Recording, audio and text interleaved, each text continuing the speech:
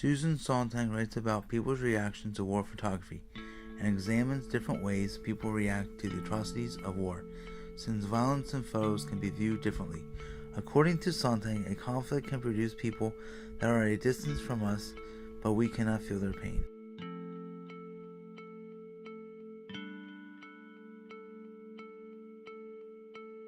The Act of Killing by Joshua Oppenheimer takes place in 1965 in Medan, Indonesia, when the Indonesian government was overthrown by the military.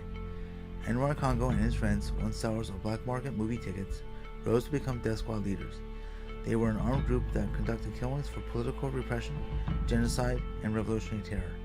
They helped the army kill over 1 million alleged communists in 1 year. The Act of Killing is about killers who have won and the sort of society they have built.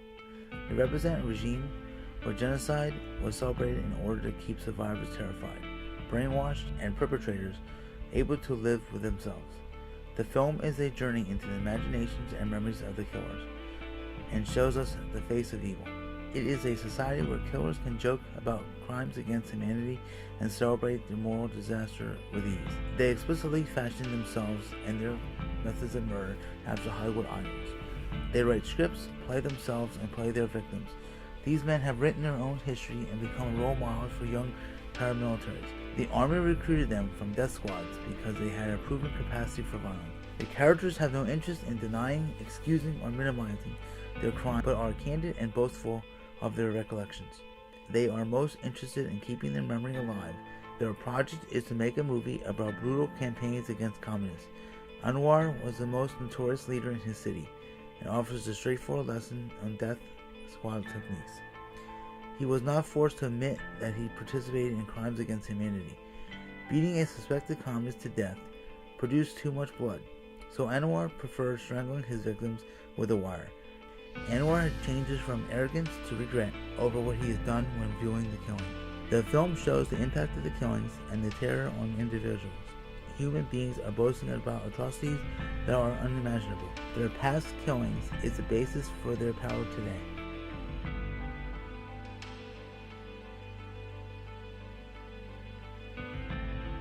Some scenes in the movie are absurd, such as the scene where dancers parade from the mouth of a giant fish, but it does not distract from the horror.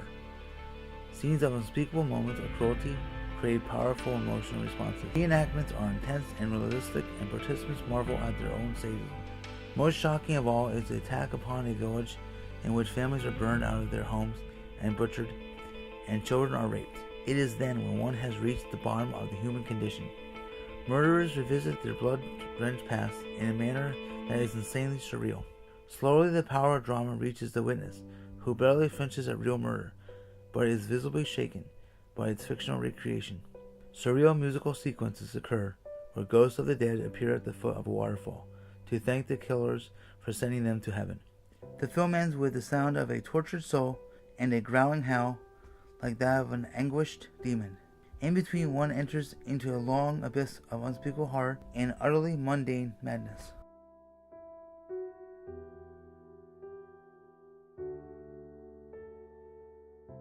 This film does not dissipate easily, and queasiness may linger about the suffering who remain voiceless and invisible.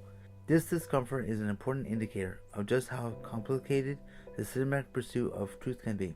This is not an easy film to watch due to the apparent complexity of those who have wreaked such human havoc. Perhaps these fleeting moments of self-realization are justification enough. To those who would tear the world down, we will defeat you. Films about historical atrocities usually embrace the perspective of the survivors, victims, or resistors. The dead cry out to be remembered, and the living provide consoling stories of courage and resilience. I believe viewers generally tend to identify with the lucky and the brave, rather than with the no less human perpetrators. Filmmakers expose how a regime based on crimes against humanity has never been held accountable. They have unearthed the deepest truths about Indonesia's dark and violent past. Oppenheimer uses wide shots, low-key lighting, overlapping, and diegetic sound to create the mise-en-scene.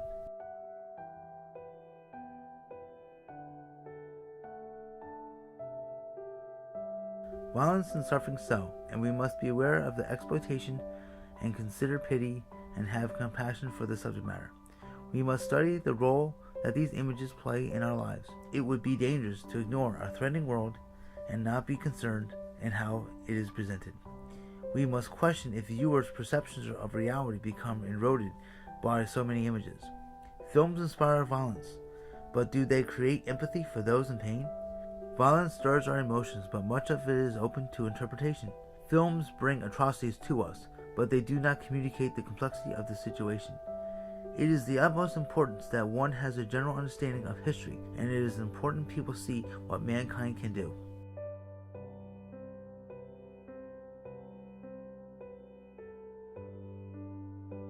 Spectacle has reality, and most people are disillusioned by man's actions.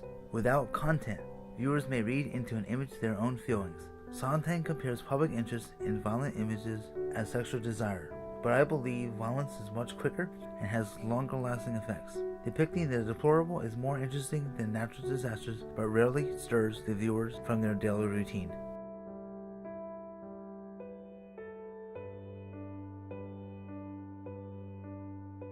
Peace is no longer the norm, and films create beauty from horror by being creative. Awareness of cruelty and attracting the morbid highlights today's living. Saturation could cause public empathy by repeatedly using horrific images. Showing pictures of suffering doesn't change much, but it is necessary for moral maturity and reminds us of the ability for transgression. Shocking films beg for our attention and question if sympathy has been raised or are we morbidly numb. The act of killing sheds light on one of the darkest chapters of global human history. It is to express an inability to control greed and the hunger for power in an increasingly unified world society.